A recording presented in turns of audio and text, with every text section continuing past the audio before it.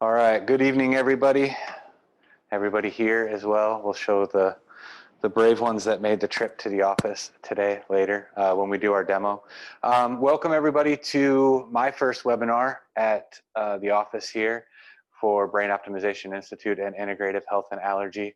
We're going to be talking about something that I'm kind of passionate about, happiness, and then the other side of that coin, which is depression as well. So this is something that, I've dealt with in the past. I've seen family deal with in the past. I've worked with a lot of patients that have dealt with it or are dealing with it as well. So, and kind of on point for where our world is right now. We'll talk a little bit about kind of where we are going or where we're at, where we've been with some of the numbers on depression and anxiety and mental health in general. But, before we kind of jump in too much, that's kind of a taboo word if you think about it. Mental health is one of those things that we don't just talk about openly with people. They've, recently there's been some campaigns with the NFL and with some of the sports programs to talk about it. There's some famous receivers out there. Alshon Jeffrey's the biggest one I know that comes to mind that is very open about his battles with mental health and depression and issues like that. But for the most part, it's a taboo subject. As a guy that grew up playing sports, you weren't really allowed to have feelings. Even injuries or pain were kind of forced down and put away. And, our society still kind of holds on to some of those things. So talking about things like happiness or mental health, it's a difficult issue sometimes to breach. So I thought maybe coming at it from this angle with happiness and how can we have more? And I'm going to give you guys the exact equation to be able to have happiness and kind of go through some of that stuff. But first, I want to ask a question. Dr. Meg is going to be nice enough to handle the questions and your comments if you're on the Zoom call. So she'll actually, if you guys type anything, she can fire the question off to me. I actually can't see it the way the system's set up here, but she's right across the room for me, so she can ask that. And I'm going to force you guys to kind of play along too. I know you got dragged here and didn't even know what you were coming to, but welcome to the family, because we're going to force you to kind of play along and do some things as we go. And I enjoy a more active participation from the audience, because I think talks are great. I can stand here and talk to the camera and twiddle my thumbs and that's deliver the information. But I think your interaction, your questions always leads the talk in a different way. And it leads it in a good way, because really the talk is for you guys. I've studied happiness. I kind of know where I want to go with the talk, but I want to know what y'all want to know about. So if you have a question or you have something, feel free, type it in the chat if you're on the Zoom call, and Dr. Meg will get it over to me if you guys are here. Shoot your hand up or just start. I won't worry about your lack of frontal lobe inhibition just yet. But so when we look at happiness, I think the first question that we've got to ask is, maybe if I can get my slides to present, what is happiness? And I think happiness is different things to different people. Dr. Kevin, and I have a slide coming up here in a minute. Dr. Kevin said that happiness is when your reality exceeds your expectations. So, and to put it simply, that's a really cool way to think about it. But, those words kind of mean something else. And we'll talk a little bit about what expectations and reality really are, especially when it pertains to your brain and where all that kind of comes from. But for those of you guys that are left brainers, I actually put the equation together. So if you get a pen and paper out, you can write it down. For the left brain scientific people, if you can just work this out, again, solve for the smiley face in there, and this will give you all that you need to know about happiness. Your days will be plentiful and awesome. When you get the equation figured out, let me know. For those of us that can't do complex physics in our head, let's talk a little bit more. So again, this is that slide we're talking about. Happiness is when reality is better than your expectations. So when your outside world or what you expected to happen is actually better than what happened. But those are two pretty heavy words, because reality is really your brain's perception of what's going on around you. And the reality of reality is every one of ours is different. Everybody sees the same picture in a different way. Because when you take in the world around you, I'll try not to go too science heavy. If I go too much and I see you guys glaze over, I will stop. But the way that your brain takes in reality is it takes in the world through a whole bunch of receptors. So you've got touch receptors in your skin, you've got photo or light receptors in your eyes that take in all the visual stuff that you take in. And we take all that information in, and then our brain has to process that and figure out what to do with it. But in the processing, it also, in addition to everything that's going on around you, it's also everything you've ever gone through. So all of your memories or things that have happened to you in the past, that puts kind of a lens over what you're looking at the world with. If you saw something like this, you kind of have a preconceived notion or things like that. So all of our realities is a little bit different. So as we look at how the brain health kind of plays into happiness or plays into depression or plays into some of these things, it's really important to understand that our reality, each of our realities is our own. And one of my favorite sayings is, I reject your reality and choose to substitute my own. Because we all have the ability to do that. And it seems like just kind of a fun statement, but when you think about it, if somebody is putting their reality on you or telling you how to act or how to respond or what they think is going on, sometimes that can be negative. So you have the right to choose your own adventure, so to speak. And we'll talk through that a little bit, because at the end of the day, you kind of are your thoughts, and where they lie, dark or sunny, is kind of where you are. So we all have the ability, we all have, the brain power to have our thoughts be positive and kind of drive us in that way. So reality is kind of a heavy word, right? From a neurological perspective. And expectations are as well. So we all have different expectations. We have our own expectations. We're kind of our own worst enemy. And that goes back to that, filter that we look at the world with. We also have the expectations of loved ones and family members and those around us too. And sometimes those can be easier or harder to measure up to depending on what we're looking at or why we're there.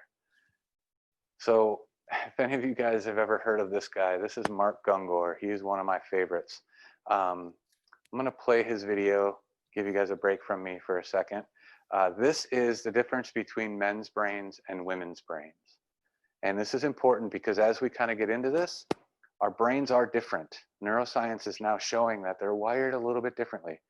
Men tend to be more on one side of the brain, women tend to be more on the other.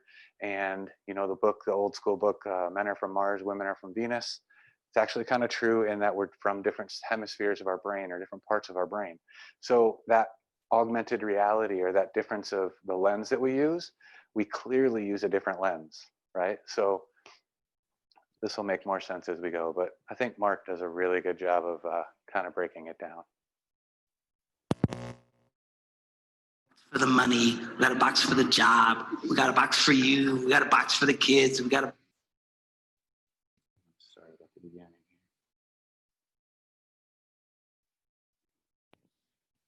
Brains, women's brains, and how they're very different from each other. Now, I want to start with men's brains, all right? Now, men's brains are very unique. Men's brains are made up of little boxes, and we have a box for everything. We've got a box for the car, we got a box for the money, we got a box for the job, we got a box for you, we got a box for the kids, we got a box for your mother somewhere in the basement. We got boxes everywhere. And the rule is, the boxes don't touch.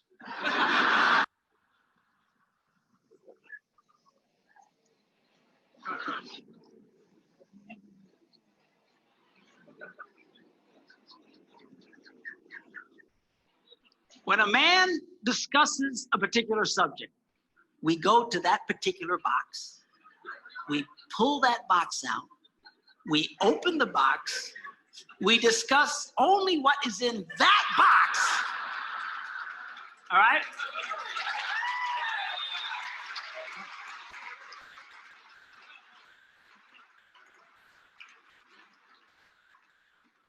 And then we close the box and put it away, being very, very careful not to touch any other boxes.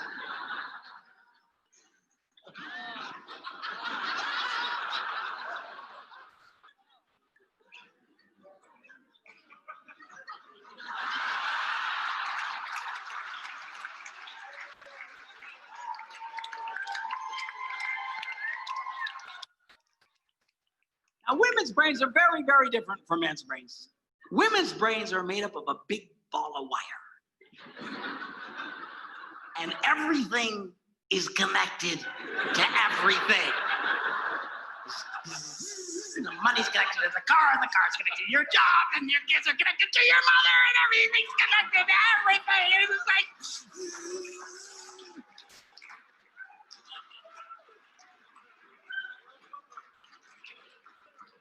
It's like the internet superhighway. Okay? And it's all driven by energy that we call emotion. It's just... It's one of the reasons why women tend to remember everything.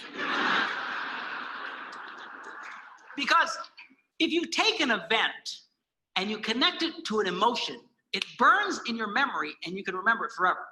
The same thing happens for men. It just doesn't happen very often because, quite frankly, we don't care.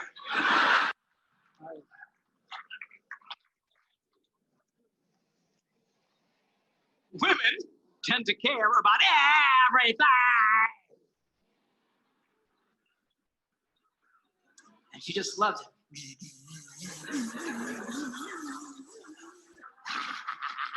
Okay?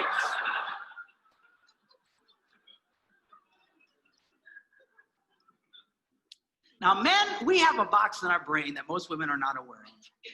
This particular box has nothing in it.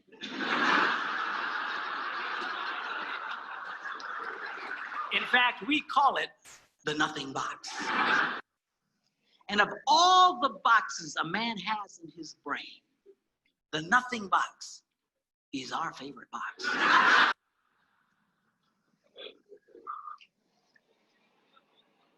If a man has a chance, he'll go to his nothing box every time. That's why a man can do something seemingly completely brain dead for hours on end. You know, like fishing.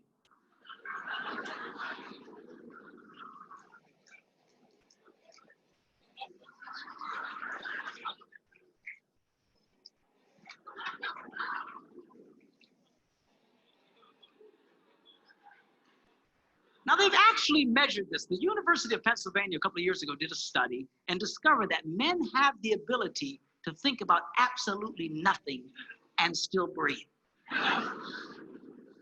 You know, they connected all the wires and stuff like that, much to brain activity, then all of a sudden, I think he's dead. Huh? You know, women can't do it. They can't do it. Their minds never stop. And they don't understand the nothing box. And it drives them crazy. Because nothing drives a woman more crazy or makes her feel more irritated than to witness a man doing nothing.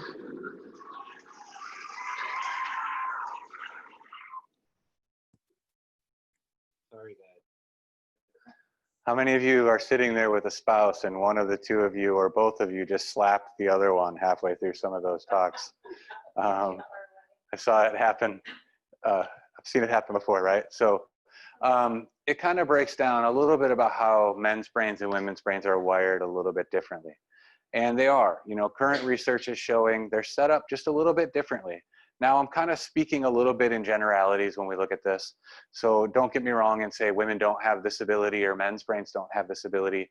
But in general, from a developmental standpoint and from a neurophysiological standpoint, men are typically more what we consider left brain. So that's the blue one there on the left side. So kind of the way you're reading it. So men typically end up more in the left side of their brain. And the left brain is more dopaminergic, meaning dopamine is the main neurotransmitter. And I know nobody cares really what dopamine is except for a few nerdy neuroscientists like myself, but dopamine is the drive neurotransmitter. It's also the reward center. So guys respond a lot better to attaboys or good job on that. So that's one way where, you know, we kind of drive our brain in that way. Like if we build something, you've got to tell us that was a good thing you built. I don't care what my shirt looks like. I don't care if I look nice in this outfit, but I care that what I did was good and was positive, and you appreciated what I did for you. Now, women's brains are a little bit different. They're made of sugar and spice and everything nice. And women's brains survive on compliments. So it's less about, hey, good job doing that, or thanks for picking up the kids, although you better say thank you if she ever does anything for you. But it's more about the compliments. It's, honey, you look really nice in that. Or I really like what you did with your hair today. Those types of things. Women's brains are more serotonergic. They're more right brain. So serotonin is the feel good neurotransmitter. Dopamine, more about reward and drive and motivation. Serotonin, more about feelings, togetherness, and those types of things. So the interesting stuff, when they look at the research on this, women actually have or need twice as much serotonin as men do, which means, unfortunately, guys, they need twice as many compliments as we need attaboys, which is good because our honey-do list doesn't have to be huge to drive our brain, but in the same sense, we need to be talking more, which is hard for an averbal species like males. We don't like to talk much. We like to grunt once in a while and say a few things here and there. But we gotta kind of dig deeper and pull some of the compliment part in. So further kind of differences, right? So if we remember, guys are gonna be more happy with the attaboys. Thanks for building that. Thanks for putting that together. Women more with the compliments and kind of drawing them in to the feelings more so. Men, the other thing about being more left brain, we're more motivation, but we're also more in the past. We're also more by ourselves. The left brain puts you not in isolation. Now, I'll preface this by saying neither of us are happy by ourselves, but men crave and need that alone time more than women do. We also want to reminisce about the past. It's why when you get a bunch of guys together, they talk about the touchdown they scored in high school 15 years ago and how cool it was and, you know, whatever it was. You get a group of girls together, it's where you guys go on a vacation, or we're looking at buying a house, or we're looking at doing this, we're planning this, we're doing that. So men, typically more how it's the past, looking at it favorably or unfavorably, and are more isolated. Women, they need time with others, and they're more future motivated because they're more in that right brain. The right brain, again, that feeling neurotransmitter from serotonin, they need to feel other people's emotions. They need to feel the other people with them. They need to feel that connection more so. Again, we both need the connection, and especially the physical one, but women typically more so. One of the homework assignments that I've given to some females is literally your homework. I want you to grab a girlfriend and go for a walk around the block and solve the world's problems. This needs to move just as much as these do in females. They need to talk it out. They need to hear their thoughts come out and do all of that. Guys, we need that alone time. We can be at the gym. We can throw kettlebells and weights, anything else. We go for a run by ourselves. Both therapeutic, but from a different standpoint. Guys don't want to run and talk and solve the world's problems. We want to run and get it done with, get it over with, and then go home and watch some TV and kind of turn our brains off, right? Females need more the walk, slow, easy, get it out. They need to talk their feelings out. We need to throw or punch our feelings out, right? That's how we handle our problems with our friends too. You say something that pisses me off, I'm going to punch you, but then we'll have a beer afterwards and everything will be okay. Two girls do that, they might never speak to each other again, right?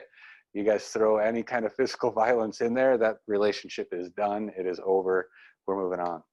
So again, when you're looking at it, it's a men are from Mars, women are from Venus thing, but the things that we need for our brains to set up to be happy are these kind of basic building blocks. So with that in mind, we'll add some other pieces to this, but these are kind of the crux of it.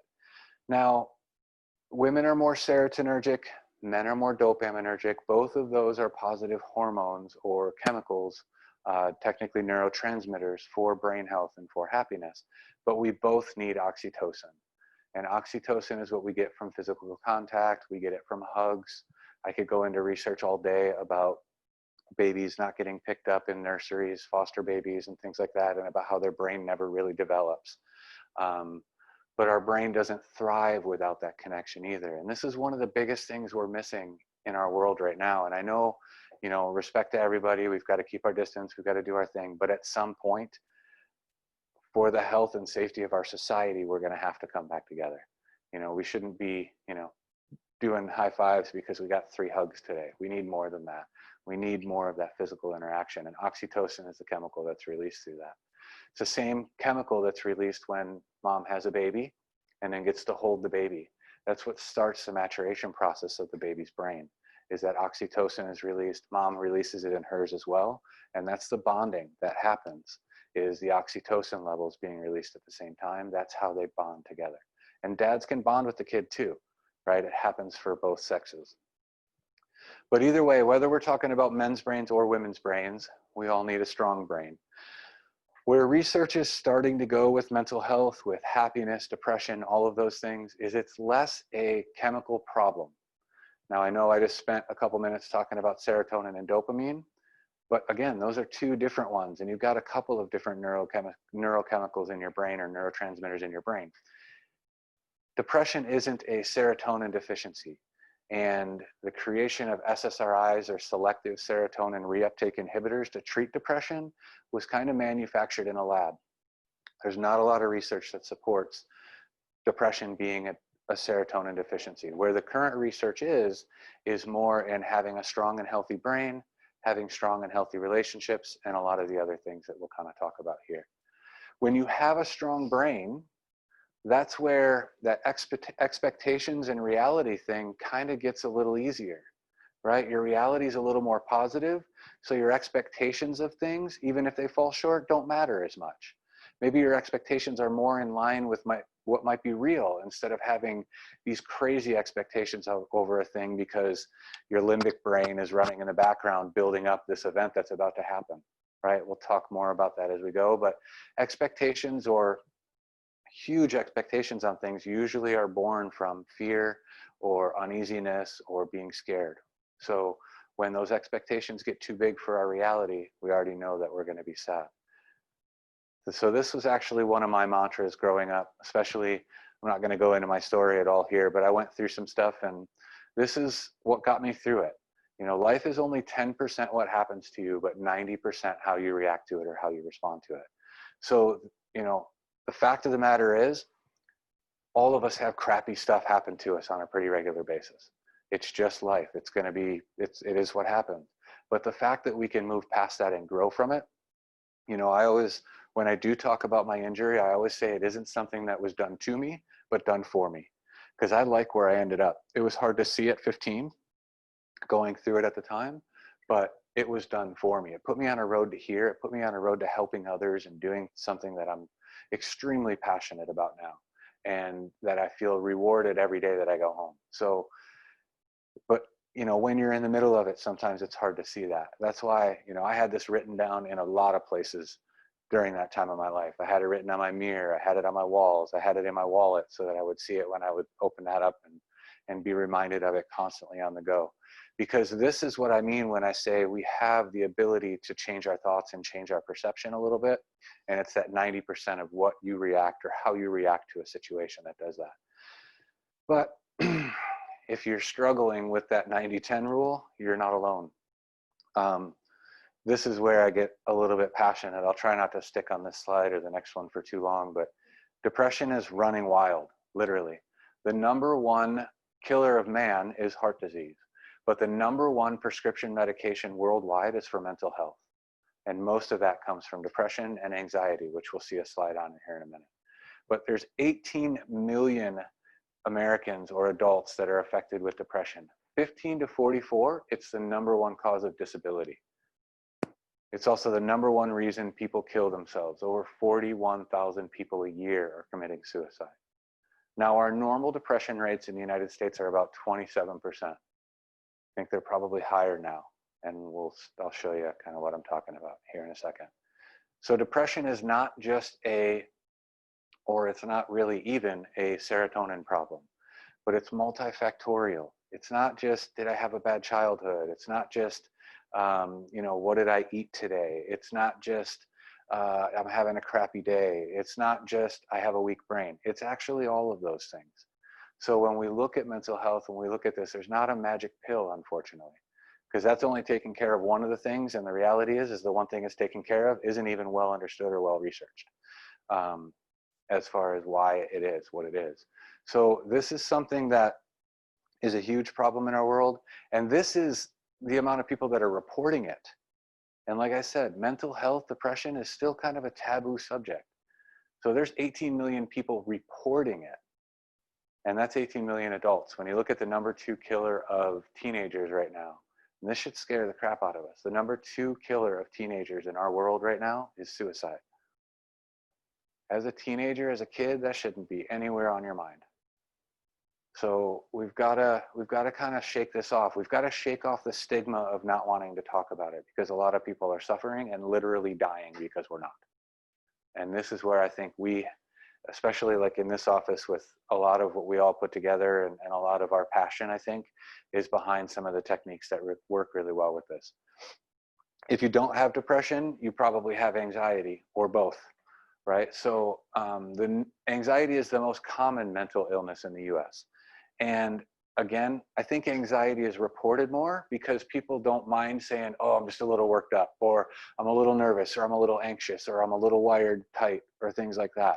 Those all get kind of grouped into that anxiety thing. I think if we really looked at the numbers, it might be a little more equal or whatever.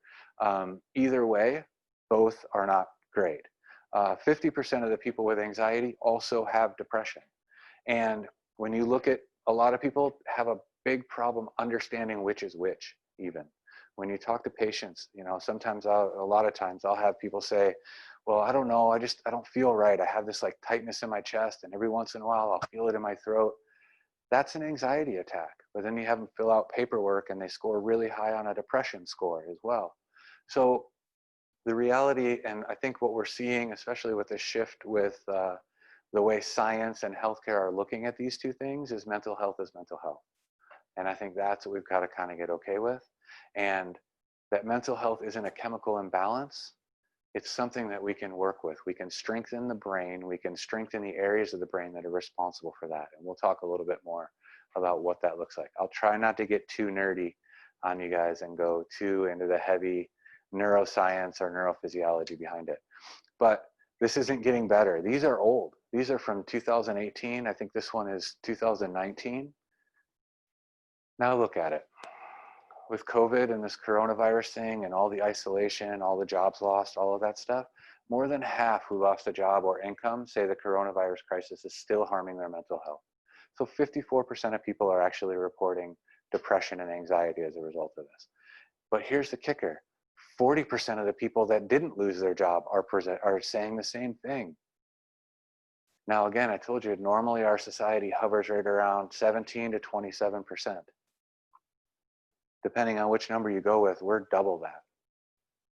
So this isn't something that's getting better. And like I said, we need that togetherness. The more, and I know everything's alone together and all that stuff right now, respect to what your people are going through and everyone's dealing with it on their own. The reality is we're not alone together. That doesn't work. And we need to do some of that to get through this right now. But when this is over, we have to come back together. We have to. Our brains won't make it if we don't. Even more so, I'm going to quiz the audience here. If you guys know it out there, you can type it in. Which sex do you think deals with more mental illness, males or females? Now remember, males more wired for isolation, wired to be alone. Females more with serotonin and the feely hormones and the feeling. Anybody want to wager a guess of who feels depression more or who feels mental health more? It's actually females. Yeah. Men may, we just don't talk about it. Females report more, right? But females are more wired for that serotonin. They're supposed to be wired more into the right brain. The other part, and I didn't really talk about this, right brain versus left brain. And again, making generalities. Left brain is more your schedule, your drive, your, logical part of your brain. The right brain is your more fun side. It's your more creative side. It's your more social connection side. What is our society? Does our society allow you to have a right brain? Not so much. So we're kind of driving females to that left as well. So now they're meant to be really wired for all of that stuff, and we're taking that away from them, from a neurological aspect, from a kind of functional, societal functional aspect, right? So almost 2 to 1. women are twice as likely as men to have had a depressive episode. Now, again, even if you account for skewing some of those results because women will present more or women will talk about it more, that's still a big difference. So in our society, I would say we're not, 10% what happens to me and 90% how we react to it. We're definitely more 90% what happened to me and 10% how I reacted to it. And that's just where we are right now. When we get into fear, and that's kind of a lot of what's around us right now, when we get into fear, when we get into that isolation, we get out of the front part of our brain, or what I call the human parts of our brain, and we go more towards survival. We go more limbic, or more deeper, more primitive structures in the brain. So this is a really cool book.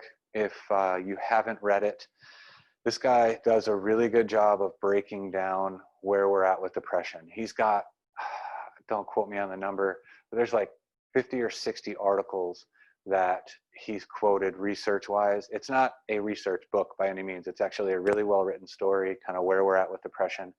But he's got 50 or 60 articles about the serotonin myth, or the lack of evidence supporting serotonin, and more supporting this, what's emerging now in depression and mental health, of this weakness in the brain, combined with adverse childhood events, combined with the fact that the foods we're eating aren't really food, combined with we're breathing toxic air, combined with a lot of things, right? That's what I'm saying, is mental health is a lot of things. And we're going to try to keep it simple and try to break down really what causes some of these weaknesses in the brain. So we can get a broken brain from a lot of things. First, and we've talked a little bit about this already, we've talked a little bit about each one of these things, having a sedentary lifestyle. If you read the book Brain Rules by John Medina, he does a really good way. He's actually not even a neuroscientist, he's a writer, but he's got a bunch of Brain Rules books. He's got Brain Rules for Baby, Brain Rules, the original book. He's got Brain Rules for the Elderly. And he's not a neuroscientist, so it's written really digestible. But when you look in his book, our bodies, our cardiovascular system, our brains, and our nervous systems are meant to move or walk 12 miles a day. How many of us come close to that? No, not even. Even on my best day. So 10,000 steps, how many miles is that? 3. Yeah, so our 10,000 steps is a quarter of what we're supposed to do. And I know a lot of people, myself included, some days don't even get 10,000 steps. So if we're not moving, we're already kind of harming the brain a little bit. If we're not moving that much, your brain is experiential. It needs activity to grow. It needs activity to thrive. It needs to fire off all those receptors that I was talking about, the touch receptors, the light receptors, all those things. The brain has to take information in. It's the old adage, if you don't use it, you lose it. Well, if you're sitting on your butt, you're not using it, so you're going to lose it. And we've seen with sedentary lifestyle, it actually shrinks your brain. It makes it smaller. And we're seeing that right now with our population. The other one, isolation. This is a big one. And these are in a specific order too, right? So sedentary lifestyle is the biggest ding on your brain. The second biggest ding or hit to your brain is isolation. Being isolated from others and not being communal and not being with others around you. The next one, things like food allergy. What we put into our body affects our brain. Fuel, right? You wouldn't put junk gas into a Ferrari and expect to win a race with it. You're going to fuel the car how you're going to drive it. Negative thoughts in relationships. That's another part of this kind of isolation, but even one step further, the way that we think about things. If we have limiting thoughts, if we think we're less than, or we don't keep up with the Joneses, so to speak, or that's part of our expectation, we're going to go down a negative rabbit hole fairly quickly. Avoidance. So what I mean by this is, again, I'm kind of building on this isolation. Avoiding doing things you love. So this is a hard thing for depressed people, right? We know that doing things I like will make me happy, but I don't have the energy to get off the couch and go do those things. It's kind of the catch-22, right? We know that exercise is the best cure for depression. It's been researched. It's been all over the papers. It's been in magazines. If you haven't seen it, just read a Psychology Today. We know that it's almost 3 times more effective than any of the medications, but how do you get the person off the couch to go run a 5K? That's the catch-22 in there, right? So those are the things that we're struggling with a little bit. And then the last one is an imbalance. And this is the one we're going to focus on at the end of the class. I'm going to kind of test everybody and see where everybody's at. But I don't think it's any surprise that Asian cultures or, you know, traditional Chinese medicine, India, they use the word balance in a lot of ways. And it doesn't just mean doing a one-legged stand, right? Balance is more than that. And we're going to talk about neurologically why a one-legged stand ties more into your mental well-being and your mental health than you might think. So how do we turn the brain on to make it strong? What things can we do? A lot of the medications are going to turn the brain off. It's why people with bipolar never take their meds, because it makes them feel dumbed down, sluggish, and slow. Same thing with schizophrenia. I've worked with a lot of those patients in the past. They stop taking their drugs and they end up in jail or they end up on the street. The drugs help, but they help by shutting the whole brain down. And that's not fun for anybody. So they, a lot of times, will stop taking them. So we've got to do things to make a stronger brain, not a weaker brain. A weaker brain might present less symptoms, but it doesn't do us any good in the long run. And it actually allows our brain to erode out from under us while we're laying on the couch watching TV. All right, so what makes a strong brain? And we'll go through these. I'm going to click through fairly quick because we'll go through this a little bit more specifically. The opposite of everything we just talked about. Instead of being sedentary, get off your butt. Instead of having social isolation, social connection. Now, I'm going to stop on this one, and I know there's a lot of people zooming in right now, and that's become a big part of our world. But think about this. For your brain, a Facebook friend or a Facebook connection or a Zoom call, y'all are watching me on a 2D screen right now, which means you're getting about 2D worth of activation to your brain. It's the same as if you were to look at a postcard of a really pretty place, you might be able to mentally go there and you might even be able to see it. It's different than sitting on the bottom of the mountain or sitting in that same picture where you've got the auditory or the sounds of nature or the bird or the waterfall or whatever. You've got the smell of the grasses, the smell of the air, the feeling of the air going by you, all of the different multi-sensory experience. All of those receptors, there's 5 more receptor banks going off at least by you being in the environment versus you watching it or versus you looking at a picture of it. So you can go there mentally really well. The connection you make on Facebook, the connection we make with these calls is exponentially less from a brain activation perspective. Again, in times where that's all we can have, that might be what gets us to tomorrow. So I'm not knocking that if that's how we have to do things right now. But when all this is over, we have to put the computers away for a little while.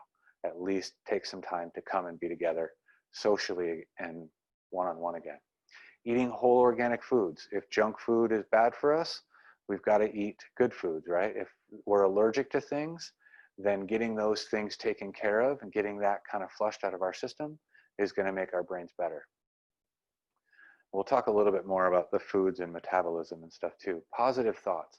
Here's another big one for me, purpose. You'll see a quote that'll come up here by Viktor Frankl later. He wrote another really great book called Man's Search for Meaning. And he created a whole psychotherapy discipline called logotherapy based on purpose. And he would, in the first pages of his book, he talks about when he was a psychologist, when somebody would come in and they would threaten suicide or they would threaten that they were depressed and they wanted to kill themselves or however they said it, he was pretty bold. And he said, okay, cool. So why haven't you done it yet? And it's kind of a in-your-face challenge to someone who's like walking in ready to go buy a gun. But he said that when I asked them that question, it stopped them dead in their tracks. And they almost always had an answer. And he said, and that's your purpose. So that's what we need to build you around, right? So connecting to that purpose. We have lost that. We've lost connection to nature. We've lost connection to our friends and family, true connection to our friends and family. We've lost connection to a lot of things. But the biggest thing we've lost a connection to is our purpose. A lot of us go to work because our purpose is to make money. That's not a purpose. That's a result of what you do for someone else. So finding a purpose, finding or reconnecting to that passion, finding what really lights you up is a big thing. It doesn't have to be your job. You can still go to a job that pays you money to buy your purpose, right? To maybe your purpose in life is to be the best, I don't know, kite surfer. So you go to work, you get a job so that you can buy a badass kite and a cool board, and you can start taking lessons and become a really awesome kiteboarder on the weekends. And maybe that's your purpose. At least you have that, right? It doesn't have to be your 9 to 5. I'm not saying quit your job and grow your hair out really long and become a hippie and buy a bunch of crystals and all of that stuff. But I am saying that, you know, if your 9 to 5 is not what you want to do, then find that what it is that you want to do. There's a reason we have hobbies, right? If your hobby is what lights you up, as long as you got something that lights you up and gets you out of bed in the morning. So the other part, experiences. If avoidance is bad for our brain or hiding from our receptors being active, then experiences are what's good for it. And again, you know, go back to that sitting at the bottom of the mountain, experiencing the wind blowing and the smell of the grasses and the sound of the waterfall and all of those things. Those are experiences. They're experiential. Your brain needs that activity. Get your butt out in nature. You know, go for a walk with a friend. Go do an experience, whatever that experience is. Even if it's an IMAX movie, go do it. That's the experience. You need to do new things. You need to challenge yourself. You need to challenge your brain. And then here's that word balance. If imbalance is bad for us, then having balance is good. And again, balance is a lot of things. It's not just a one-legged stand. It's good work-life balance. It's good friends relationship balance. It's good, you know, anger, sadness balance. Anger is not a bad thing. We're supposed to have some of it. Sadness isn't a bad thing. We're supposed to have some of it. But we need to have balance. We need to feel all those emotions. And that's what a lot of the drugs do, is they make you feel none of them. You just kind of feel numb, and people go nuts with that, right? It's like a emotional sensory deprivation tank. Cool to do for a minute, but not good for the long run. I'm not gonna go there. So we'll talk a little bit about all of this here. So couch potatoes. Don't get me wrong, I love to Netflix binge just like the rest of them, but you gotta go for a run too, or you gotta get out and do a workout as well. Sitting is the new smoking. If we, you know, sit more than 8 hours a day, it's the equivalent to smoking half a pack of cigarettes for your brain health and your cardiovascular health. So I know a lot of people that sit 8 hours a day because they have to. So what are you doing when you walk out of your office, when you close your computer down for the day, right? There's little things you can do though to get your butt out of your seat. Instead of emailing everything, or instead of, you know, doing things like that, get up and go walk to the next cubicle and tell the person what you wanted to email to them or that you were going to text them. It might seem like a short walk, but it gets your blood flowing, it breaks your brain up, it breaks the monotony of sitting and being sedentary up a little bit. This is another thing that you should check out. If you haven't heard of this, the science is still fairly new. This guy just did a TED Talk on this a few years ago, so they're still kind of researching this. Any of you guys know what blue zones are? Anybody out in TV land know what blue zones are? Yes. Okay, so we got one person that's heard of them. But so blue zones are these 5 areas, and it's the highest concentration of centenarians, which means the highest concentration of people that live to 100. So they wanted to know why, because even the cities and towns right around them didn't have the same life expectancy. Some of them were considerably less, right? So they went and they looked at these people and they said, why are these people living to 100? And here's what they found out, right? They ate right. They had a good diet. But here's the kicker. So did the areas right around them, right? They didn't eat much different than the next town over. You know, they were all kind of eating the same foods from the same region, a lot of it organic and whole foods. So, but eating right was definitely a piece to the puzzle. They moved right. A lot of them had active jobs, or they at least went for walks. You always saw people out kind of moving and doing things. But again, so did the people in the town next door. It's not like you got one farm town next to a metropolis, right? It's usually a couple farm towns in a row. So they were like, there's more to it. You got to eat right. You got to move. And this is what they were founding, the right tribe. what they realized, the difference between this town or Lima Lindo and how they lived, because it was a group of monks in Lima Lindo, California. But what they found in like Sardinia, Italy, they all still got together for Sunday dinner and they cooked together. They enjoyed the people that were in their town. They knew their neighbors. They didn't run from them like this when they walked outside and saw their neighbor, right? I've seen that. I've had neighbors do that to me. You walk out the door and they're like I don't exist. Like, hey, how are you? Good to see you. Thanks for pounding on the wall the other day. You kept me up. Sorry, my dogs bark. All of those things, right? We don't have to like our neighbors, but we should be social with them, engage with them, and maybe we will actually like them one day. Not the one guy, but everybody else, maybe, right? I need some NET. He needs a bat. And they had the right outlook, right? They had a positive view. Again, they were all getting together for Sunday dinners, so they all liked each other. They all took pride in their town. They all took pride in their city. They loved where they lived. They, instead of walking down the street and stepping over a can on the road, they would pick it up and throw it in the garbage. They were invested in the people around them. They were invested in the city around them, and they were invested in each other a lot differently than the other societies are right now. And then food, metabolism, and what we eat. I'm going to kind of stop on this for a second too.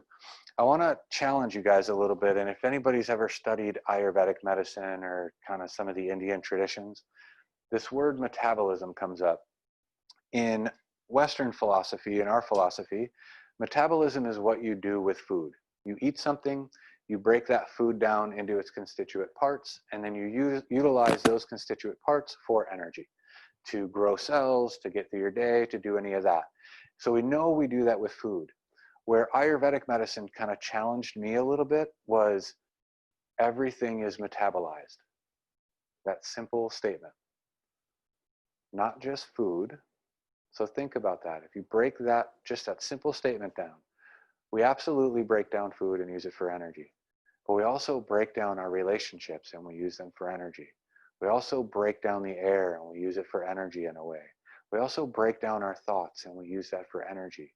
Everything that you come in contact with, everything in your world is metabolized. You either use it for good or you use it for bad. So we can drive the negative, we can metabolize junk food, right? We can metabolize negative thoughts and pain and heartache and all of those things, and we can use that and drive ourselves that way. Or we can metabolize positive relationships and positive thoughts and positive words, and we can drive ourselves that way. But everything you take in, your body, your brain, your receptors have to do something with it. So when you think about it that way, I know a lot of people that are really conscious about eating the right foods and doing the right things, and then they sit there and all they do is complain about other people and talk crap and do all of that. They're metabolizing both. They're being really conscious about putting the right foods into their system, and then they're metabolizing all these negative thoughts and this negative energy and all of that kind of stuff. So the two of those aren't super congruent, right? So there's going to be a breakdown. That's why some of the people I know that eat better than anybody else sometimes can be some of the sickest people that I know too, because they kind of go back and forth on those things. Kind of our duality. This is the guy I was talking to you about that wrote the book, Man's Search for Meaning. This is Viktor Frankl. A very, very short version of his story. He's a Jewish guy, Jewish psychologist that lived through the concentration camps in Germany. He was in Auschwitz. And what was interesting is that he was a psychologist. So he took it as almost his own experiment. And he just kind of watched people. And what he realized, what he says in the book, I'm not really ruining anything, read the book. The guy writes phenomenal. What he realized is that the difference between the people that made it and didn't were the ones that saw purpose in the suffering. He said the guys that were just hoping to get out of there and waiting for another day, they didn't find many more days. He said the people that made it out, and for him, it was the guys that saw a purpose or a reason behind their suffering. They were there to learn something and grow from this and become something better than what they were. And he said that's what kept him going, and that's what he realized kept a lot of the other people going. So when we look at our own lives in that, that's why, even before reading his book, I've always said, the negative things that happen to us aren't necessarily things that happen to us, but are things that happen for us. They sharpen us. You know, it's better to, you know, there is no growth without pain, or, you know, however you kind of want to word about it or think about it. That's kind of where we're at, or where our brains need to be. And if we did it with that, now this statement really becomes true, right? Now the 10%, 90, it's 10% what happens to us and 90% how we react to it, because we understand that we control that reaction. We have a say in how we perceive that person cutting us off on the highway. No comments. We have the ability to control all of those things. None of us are perfect, right? We're all gonna, and you know, road rage is one of my imperfections for sure, but we're all gonna have those things that we respond poorly to or negatively to, but are we working to make better on that? Are we working to improve those things? And that's really what we need to be striving for. And then finally, balance. So balance is a big part of this. Again, physical balance, mental balance, emotional balance, life balance, all of those things go together. It's actually the same part of the brain that controls all of it. You know, we talk about the frontal lobe, that's our connection to others, that's our humanity, that's what separates us from the animals. On the other side, back here, is the cerebellum. That's the orchestra conductor. That's the one that makes it a pretty beautiful symphony when you do decide to go be with others and connect to others. It's what makes everything balanced and coordinated, right? A good cerebellum sounds a lot like "Don't Worry, Be Happy," right? Remember that song? That's a good cerebellum kind of conducting that. Bad cerebellum, a little more symphony of destruction, right? Everything's kind of out of whack. It's chaotic. We know what it looks like in physical, right? You can't do a one-legged stand. Well, now we're starting to realize and understand what it looks like emotionally. And it looks like anxiety, depression, bipolar, schizophrenia, and on down the road of mental illness. I don't really have anything for this picture. This is just, I saw this picture when I was looking up happy stuff, and this just, it's me, Kathy, Kevin, and Megan on the beach, Jack's Beach. So this was our happy, right? I promised her a long time ago we'd get her to the beach. That's kind of why we're in Jacksonville now. So this is my balance. Work, and then I get to go play in the sand when I'm done instead of driving home through Atlanta traffic, which is awesome. The beach, not Atlanta traffic. So how do we measure how healthy your brain is, right? Well, one is we have questionnaires where we can measure your level of depression, anxiety, and stress. We have ways to measure your mental health with those types of things or with other measures. What I like to do is just look at how healthy and how strong is the brain. So when we look at that, we look at the front part of the brain. So executive function, creativity.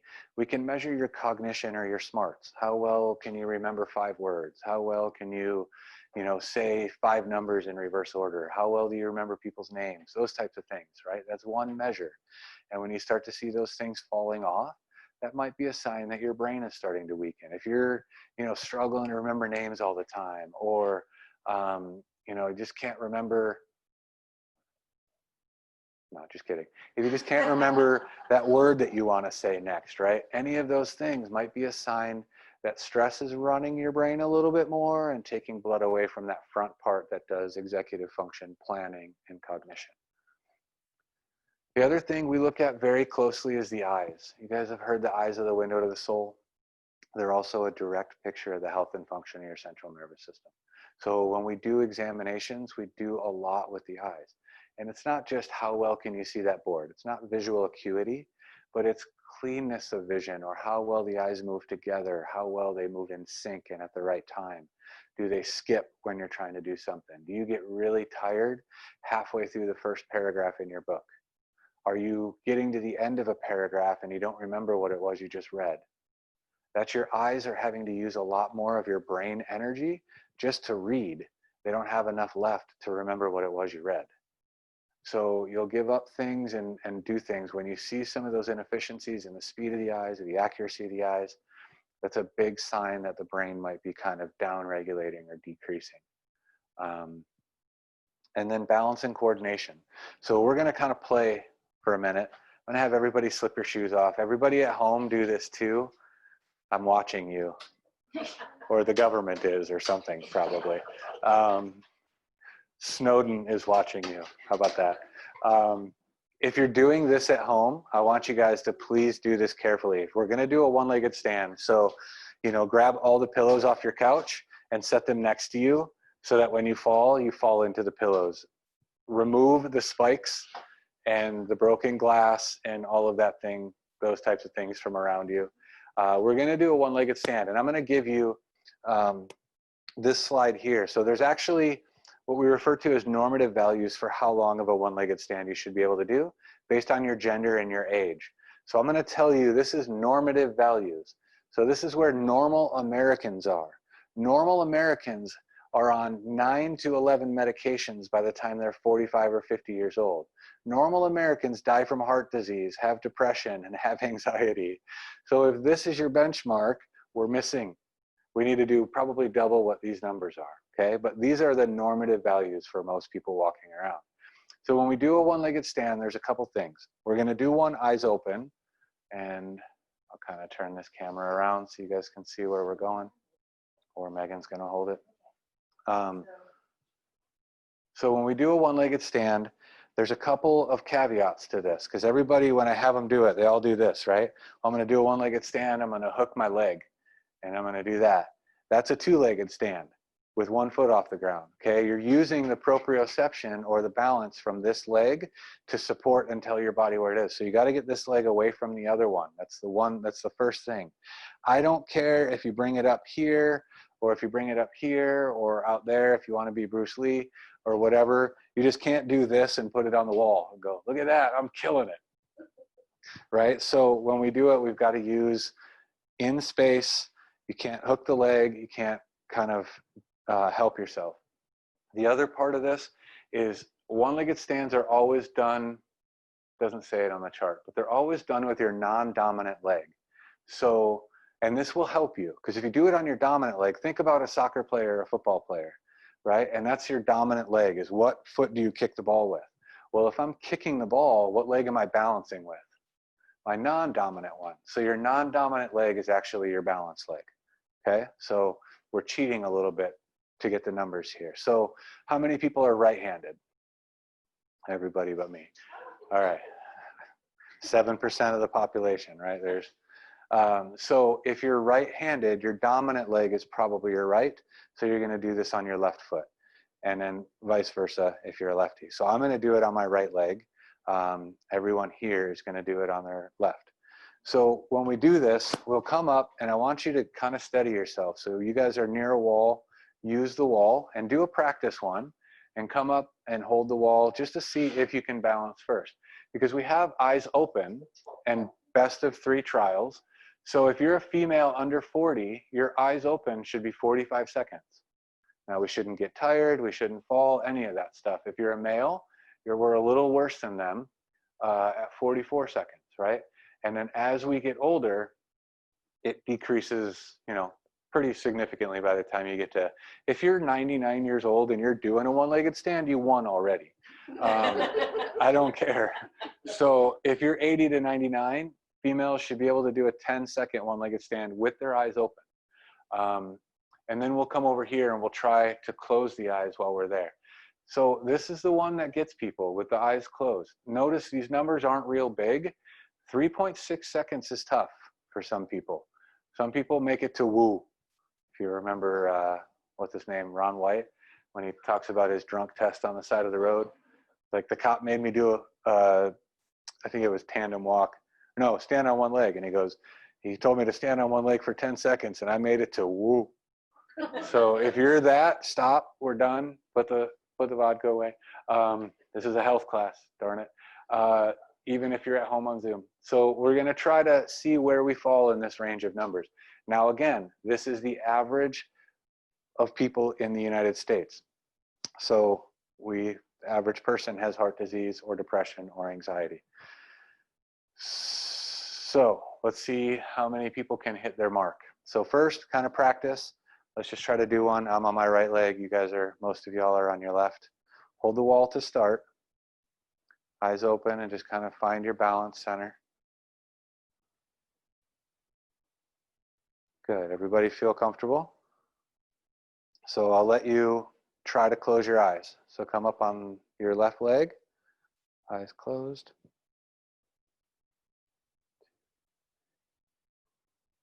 So 5 seconds. So did we hit your number? Eyes closed. So you crushed it. You're 1.3 seconds better than your number. All right. Crystals might have weighed her off a little bit. Yeah. We got to 3. So we could do 3 trials, but did you hit your number with 3 seconds? Okay, so a little behind. Ready? No pressure. Eyes closed.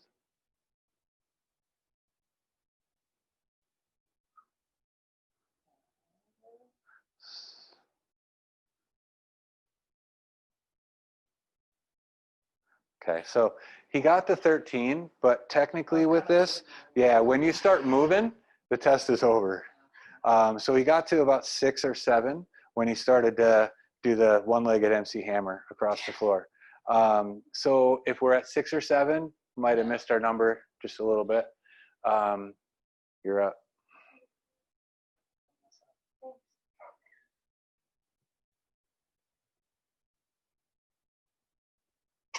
All right, so we got to 7. So much harder. It is, yeah. When you close your eyes, it's considerably harder, for sure. So, what's that? Okay, so it's a lack of coordination, right? Balance. Without going too nerdy into the science, what your cerebellum does is it checks, rechecks, and corrects. Okay? So when you're doing a one-legged stand, your brain is fighting gravity, right? Gravity's pulling me here, it's pulling me there. All of my muscles are firing constantly. Even if I'm just walking around, that's happening on a constant basis. The ability or the efficiency of your cerebellum to quickly tell and correct is what allows you to fight that pull and stay up and adjust, right? It allows you to change your muscle tone or your muscle firing pattern to quickly stand up or to quickly correct for that difference. The same thing happens with your thoughts and your emotions. If you have, a brief instance of being angry, your cerebellum is what checks that. The quicker it checks it, the easier it is to dampen that anger and to fire into the frontal lobe to control that anger. When it doesn't check that, that now is allowed to get into the amygdala, which is allowed to wind up, and now you become anger, you don't become human anymore. Or you become that emotion, you don't become human anymore. Make sense? So it's about how quickly can I tell I'm going the wrong direction, and then how quickly can I send a message to the part of the brain that'll correct that, and then how efficiently was I in correcting that? So a lot of times you'll see somebody, they go here, and then they fall way over there. So they're way overcorrected. Their body felt them going left, but it didn't have the smoothness, the efficiency, the control to only bring them back a little bit. It wildly brought them back. And again, you see that in bipolar, right? Your brain knows you're in sadness, it's in depression. I'm going to bring it back. And it goes wildly the other way. And now we end up in that kind of manic stage. We all have, my psychology teacher said it best, we all have a little bit of bipolar in us. It's just at what level does it become pathological, or at what level does it become an issue? And the reality is it's different for everybody, but when it becomes a problem in your life and you really start to lose control and you're really kind of on the highs and the lows and you're selling kidneys for drugs, that's probably when it went the other way. That's when it became pathological. Kidneys for drugs, pathology for sure, every time. No, just good luck with the balance. Don't break anything. So let's see if we can turn, I'm going to use you, okay? So let's see if we can turn your brain on really quick. So we talked about different things. The brain needs activation. Actually, come up and do a one-legged stand one more time for me. So where's the laser? And eyes closed. Rest. So you guys probably couldn't tell this at home, but she fell to her left first. right? So when we have her do a one-legged stand, I'm going to have you, do you want to turn towards the camera or away from the camera? Turn towards the camera. This is your big moment. All right, so come back up and do that one-legged stand again for me. And then when you're ready, close your eyes. She went that way first. So what we're going to do is I'm going to activate this side of her body. We're going to do it with some light, and we're going to do it with an adjustment, and then we're going to remeasure her balance. Okay, I'm glad. So come on, have a seat. So the adjustment, what they're proving with chiropractic is it's not so much bone on a nerve anymore, like that kind of science is, but what we're starting to see is that when you adjust somebody, it's a huge sensory input or a huge afferent barrage into those areas of the cerebellum and the prefrontal cortex. Guys like Heidi Havik, Stephanie Sullivan, they've done research that actually shows the changes in the brain. So this will kind of look wicked on camera maybe because she has a left occiput. Ready? Yeah. Take your left ear down, take your eyes up and to the right.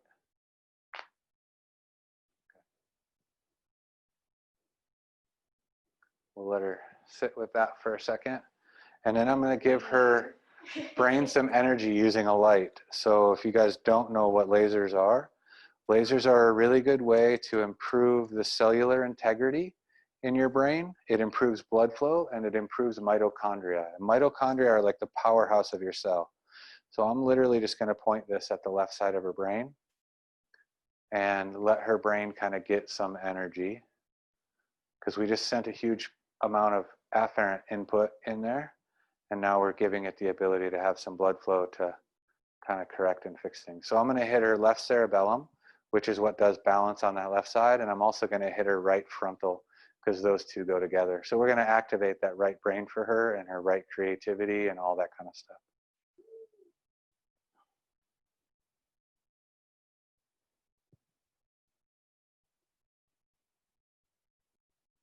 It doesn't take long. Just kind of filling her up a little bit. Now, we could overcorrect her too, and she could fall over to the right. And I've done that with patients. And what it means is sometimes you make a huge input and you really light that side of the brain up, and to the point of where it's even a little bit too much. So you just got to kind of let them walk around for a little while and normalize their brain out with their movement. All right, so let's walk around for a minute. Go ahead, just walk to the front and back. And then we'll recheck her. So what's her number? She's not 40. No. All right. I didn't think so. I was just making sure. So she needs to get to 13.1. What were you when we started? 7? Yeah. 6, 7? All right. So come on over here. And leg up. And when you're ready, close your eyes.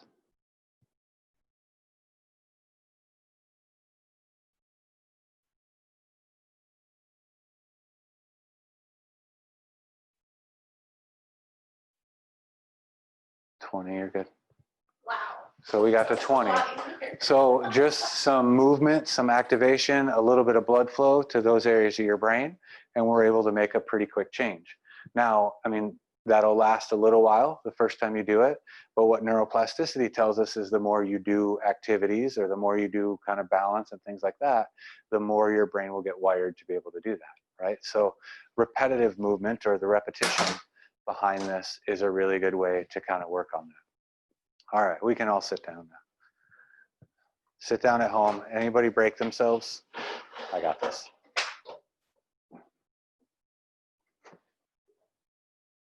Megan's about to break the computer.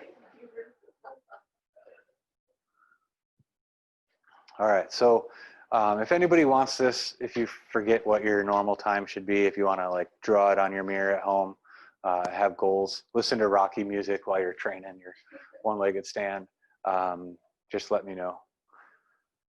So how do we kind of create a super brain? How do we build it? Again, all of those things that we talked about doing are really good ways to work on building your brain and activating your brain. If you forget that list, go do something. Your brain is experiential. It needs experience. It needs to do things in order to be strong, to be healthy.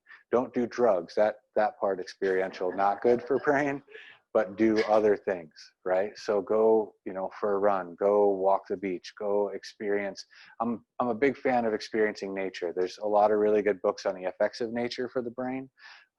In Japan, they did studies, and just being in the woods for an hour lowered blood pressure by 20 points. Both systolic and diastolic. What was really cool is an hour in nature lowered your blood pressure for 2 to 3 days.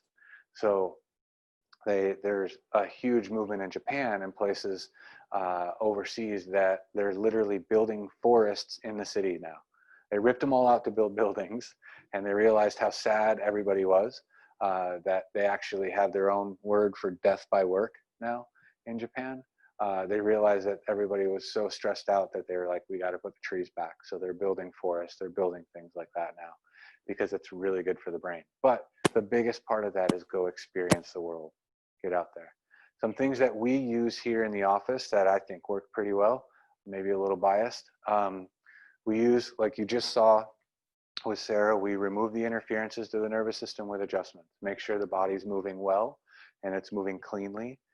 We do a lot of the one thing all of us have in common in the office is we do NET, each one of us does. So emotions will get trapped in us.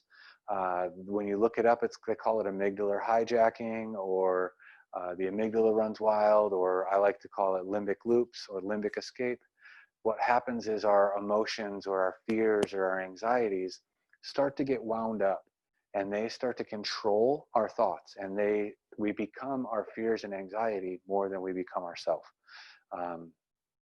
That's happening everywhere right now. Just walking, into Publix to go grocery shopping. You can't see the face on a lot of people, but you can see the fear and the anxiety in their eyes.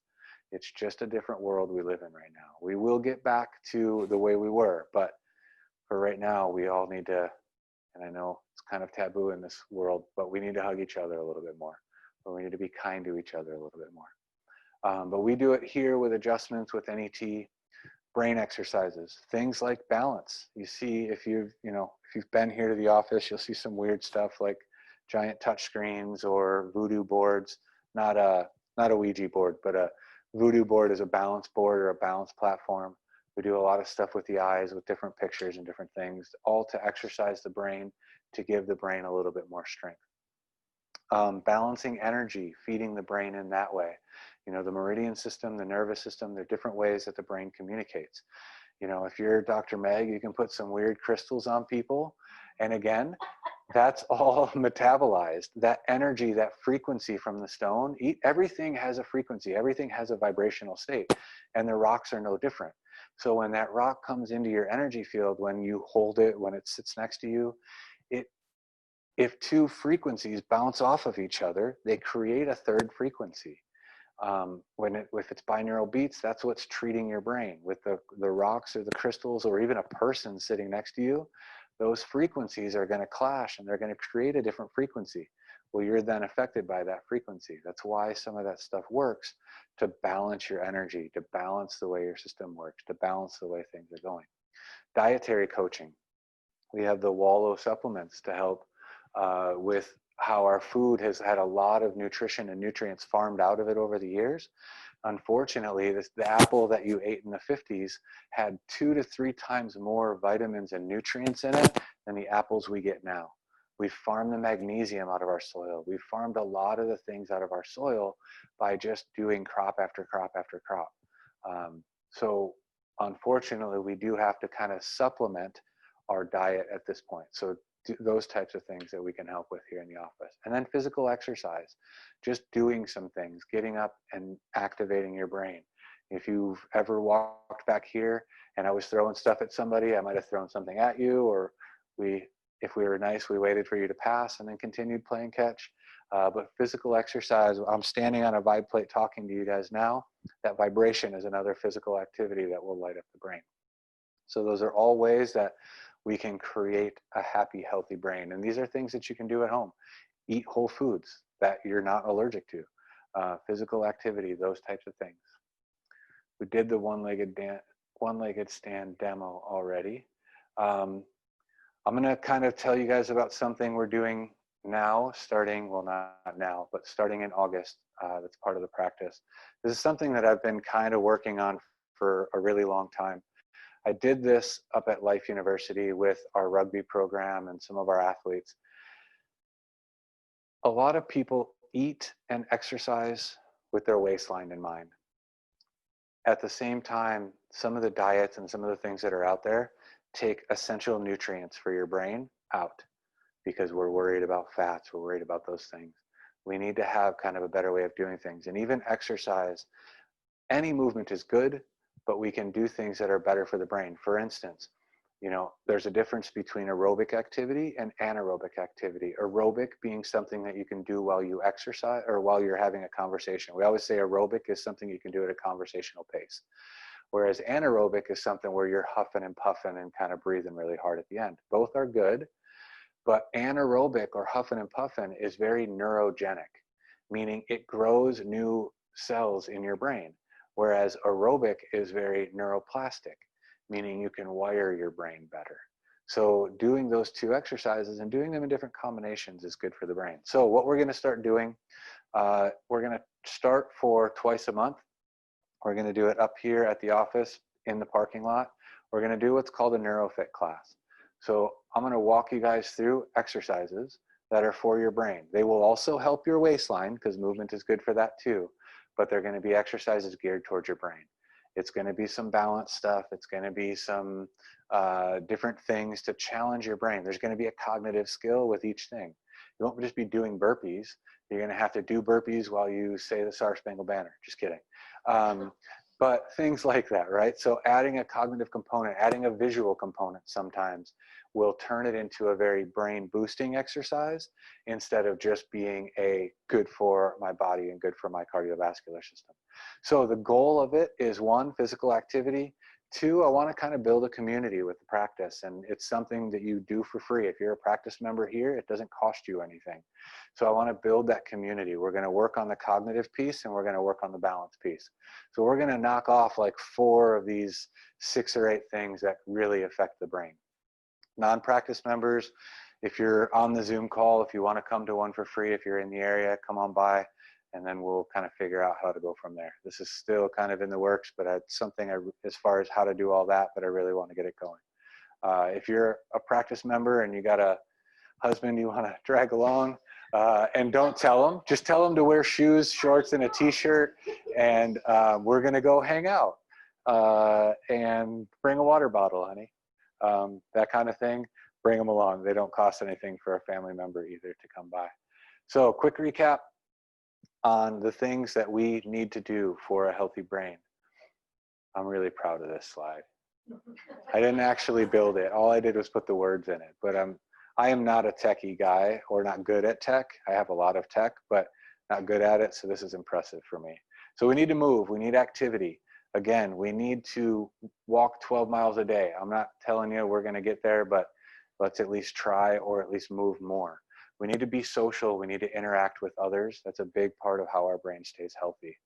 So we need connection, especially to our purpose. Metabolism. Remember, everything is metabolized. So be aware of not only what you're putting in your mouth, but who you're sitting next to at the lunch table, right?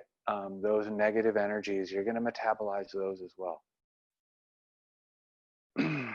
We need experience. We need to actually go do things. So get off your butt, go outside, go for a walk, just do it.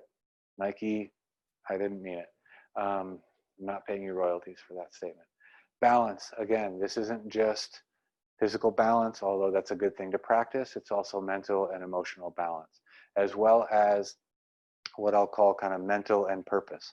If you got to go to work to earn a paycheck and you make a really good money at that job, but you hate it, get a hobby that gets you out of bed in the morning. Get a hobby that gives you purpose, that gives you that connection to being something bigger and greater than yourself. Do some woodworking, build some stuff, go buy a nail gun and just go nuts, right? Or a saw or whatever it is you want. Whatever it is that kind of lights you up, we need to do that. So I'll kind of finish with a story.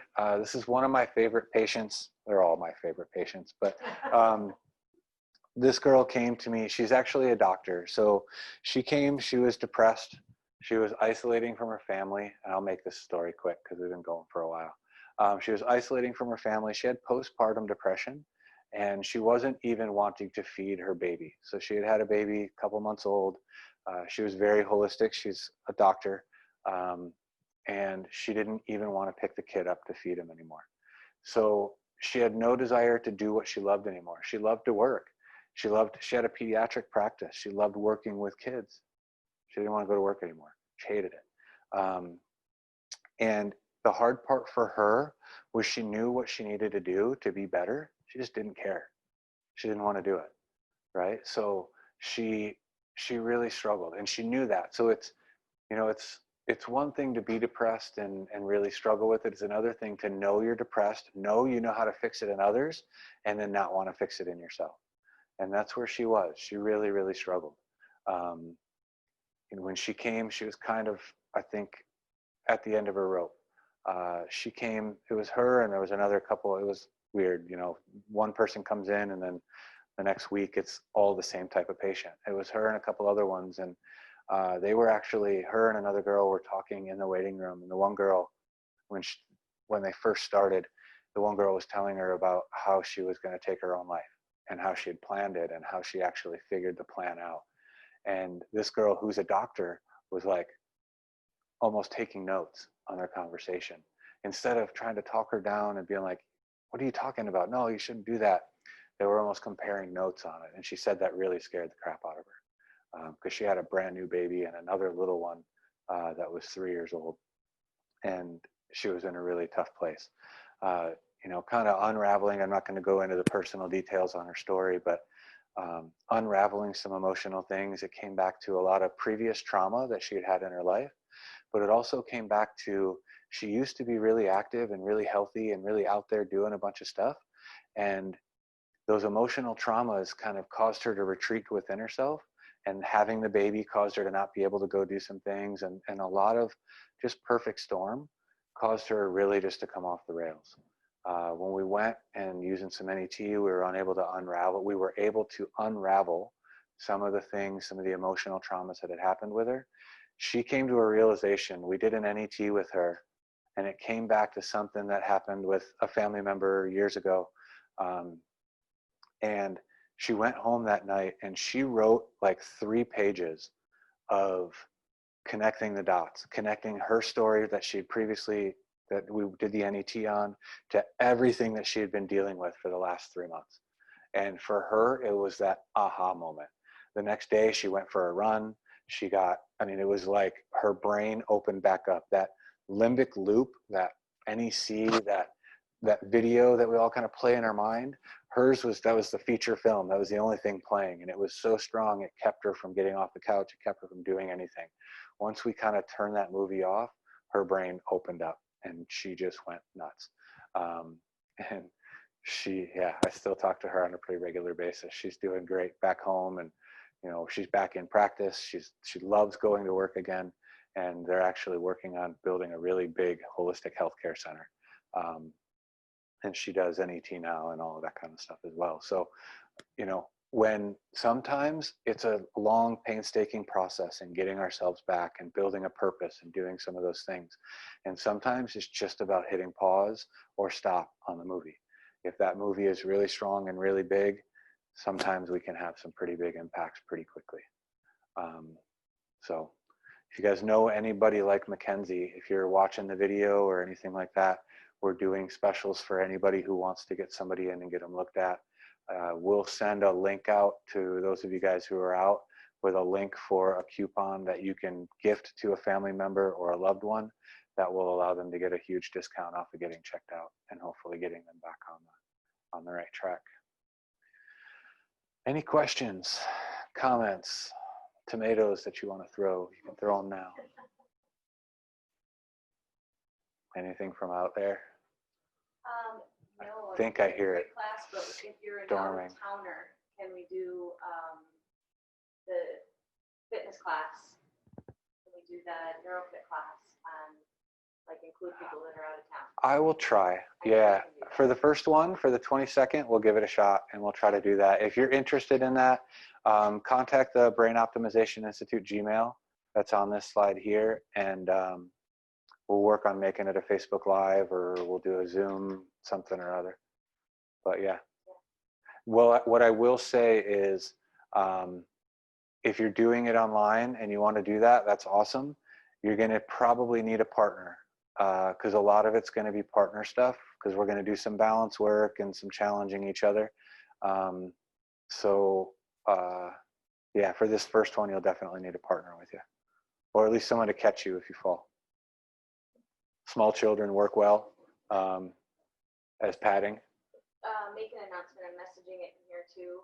Have everybody send an email to the support at Health and Allergy if they're interested, so that I can get them on a list and I can send, or if they send it to this one, that's too, because I can MailChimp, but so that we can send out time and updates and everything.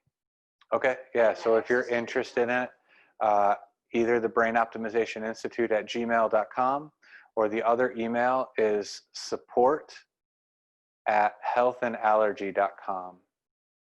Let me just make this easy.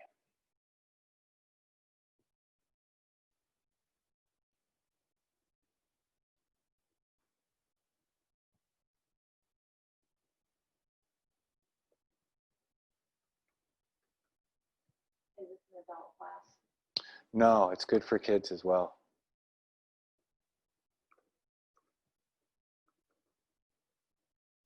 Did I spell that right?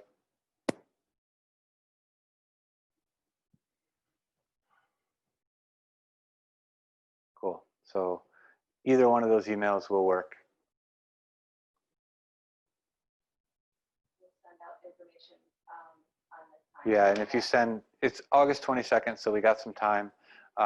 We'll send information out on the times, and then if we are, I'm sure we'll be able to hook a Zoom link up somehow. I'll wear a GoPro. It might be slightly nauseating if I'm bouncing around, but you'll be able to see everyone. But yeah, if you email either one of those, we'll get you an email sent out about times and all that kind of stuff coming.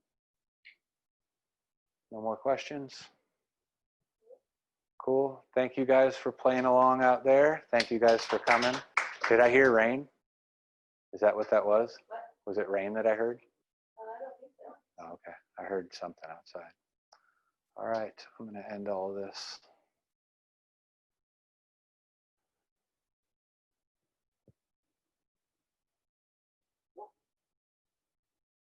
Bye.